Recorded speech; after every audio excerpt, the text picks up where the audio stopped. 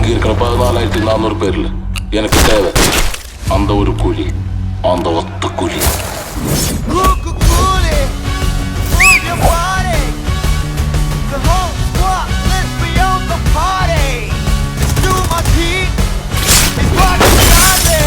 இந்த தேவா பத்தி தெரிஞ்சிருந்தோம் என்கிட்டயே விளையாடி இருக்க. அரங்க மதிர பறக்கவே.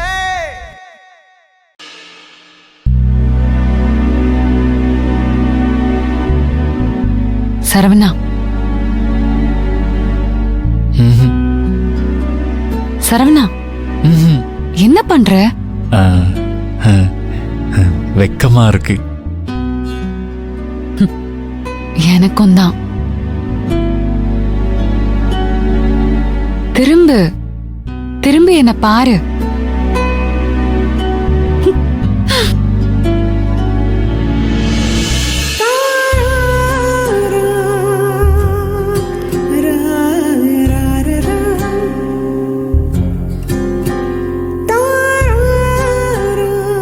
என்ன பண்ற? எனக்கும் அப்படிதான் இருக்கு. எல்லா விஷயத்திலயும் நான் ரொம்ப தைரியமான ஆளு. ஆனா இந்த ஒரு விஷயத்துலதான் நானும் தான். என்னமோ தெரியல, ரொம்ப டென்ஷனா இருக்கு. மனசெல்லாம் படபடன்னு அடிச்சுக்குது. எனக்கும் தான். அப்படியே கட்டில்ல உட்காந்துட்டே பேசலாமா? என்னை நான் பெண்ணாக எப்பொழுதுமே உணரல, உன்னாலே பெண்ணானே எப்படி என தெரியல.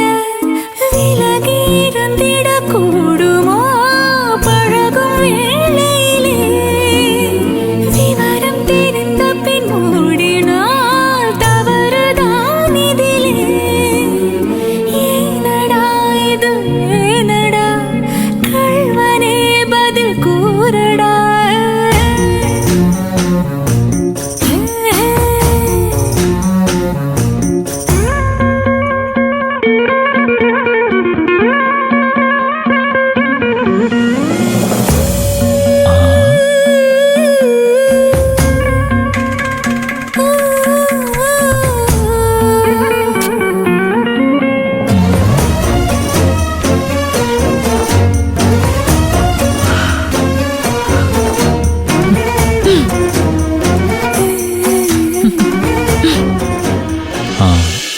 பூங்குடி, என்ன உனக்கு எவ்வளவு பிடிக்கும்?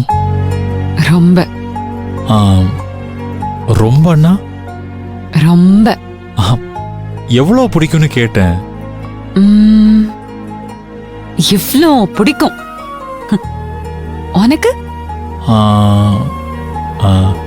அவ்வளோலாம் பிடிக்காது. குட்டியா பிடிக்கும். என்னது? இவ்வளோ?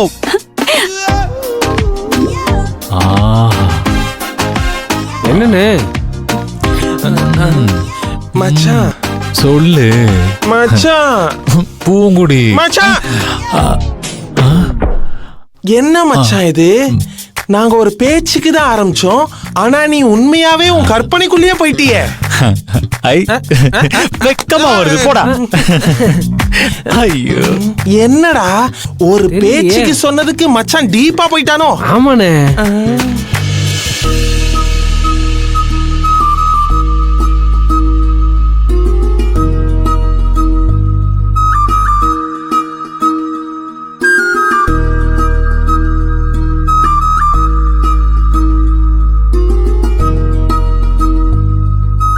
சரவணா, என்னப்பா அது? நல்லா எடுத்து வச்சு சாப்பிடுப்பா. அட, அவன் என்ன இன்னும் சின்ன குழந்தையா? எனக்கு எப்பவுமே சரவணன் குழந்தைதான். அது சரி, தோளுக்கு மேல வளர்ந்ததுக்கு அப்புறம் கூட நீ தான் ஊட்டி ஊட்டி வளர்த்த. இதுக்கப்புறம் என்ன பண்ணுவ? என் உசுர் இருக்கிற வரைக்கும் அவன் என் புள்ளதான். அதை யாராலையும் மாத்த முடியாது. இனிமே அதெல்லாம் எடுபடாது மகேஷ். பாசத்தை பங்கு போட்டுக்க ஆள் வந்தாச்சு. என்னக்கா அப்படி சொல்ற? தாய் பாசத்தை யாருக்காகவும் எதுக்காகவும் பங்கு போட முடியாது இல்ல சரவணா? ஆ, என்ன அப்படி சொல்லிட்ட? நீ முக்கியமா பொண்டாட்டி முக்கியமான்னு கேட்டா சரவண என்ன சொல்லுவான்? ஏமா ஆரம்பிச்சிட்டீங்களா உங்க திருவிளையாடல? ஏமா வீட்டுக்கு வந்த பிள்ளைங்களை நிம்மதியா ஒரு வாய் சாப்பிட கூட விட மாட்டீங்களா? உங்களுக்கு என்னங்க ஆம்பளை, எனக்கு என்னன்னு கிளம்பி போயிடுவீங்க. மார்லையும் தோல்லையும் போட்டு வளர்த்தவ இவ தானே.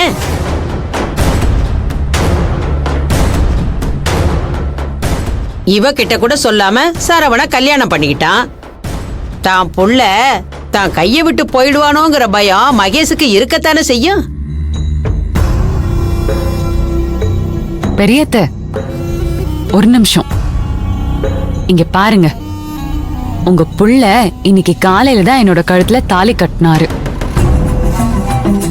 ஒரு 4-5 மாசமா தான் அவரை எனக்கு தெரியும். ஆனா 25 வருஷமா அத்தை தான் அவரை வளர்த்திருக்காங்க, காப்பாத்திருக்காங்க. என்னை விட எல்லா உரிமையும் அவங்களுக்கு தான் இருக்கு. சரவணனை பொறுத்த வரைக்கும் அவரோட மனசுல அத்தை தான் சாமி. எப்பவுமே அவங்க கர்ப்ப கிரகத்துல இருக்கிற சாமி தான். நான் கோவில் வாசல்ல இருக்கிற சாதாரண சிலை. நானும் சரவணனும் அத்தைய எதுக்காகவும் யாருக்காகவும் விட்டு கொடுக்க மாட்டோம். இந்த வீட்டை பொறுத்த வரைக்கும் அத்தை தான் மகாராணி. அவங்க வச்சதுதான் சட்டம். அவங்க என்ன சொல்றாங்களோ அதை நாங்க கேட்போம். நீங்க பயப்படுற மாதிரி எதுவுமே நடக்காது. நடக்கிறதுக்கு நானும் விட மாட்டேன். அடேங்கப்பா மகேஸ்வரி, இருந்தாலும் நீ ரொம்ப கொடுத்து வச்சவதான். இப்படிப்பட்ட மருமகளை நீ எந்த சீமையில தேடினாலும் உனக்கு கிடைக்காது.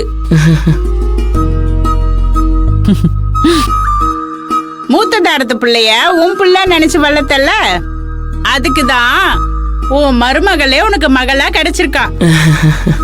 கடைசி வரைக்கும் இப்படியே இருங்க.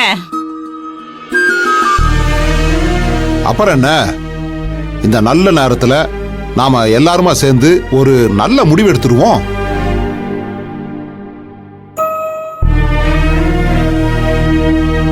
ஏமா மகேஷ், நம்ம பையன் கல்யாணம் தான் நம்ம ஆசைப்பட்டபடி நடக்கல. அதுக்கப்புறம் இருக்கிற சடங்கெல்லாம் முறைப்படி நடக்கணும் இல்ல? நீயே ஜோசியருக்கு போன் பண்ணி அவரை வர சொல்ல. எதுக்கு ஜோசியரு? அட, கல்யாணம் முடிஞ்சிருச்சு. அடுத்து சாந்தி முகூர்த்தத்துக்கு நல்ல நேரம் பார்த்து ஏற்பாடு பண்ண வேண்டாமா?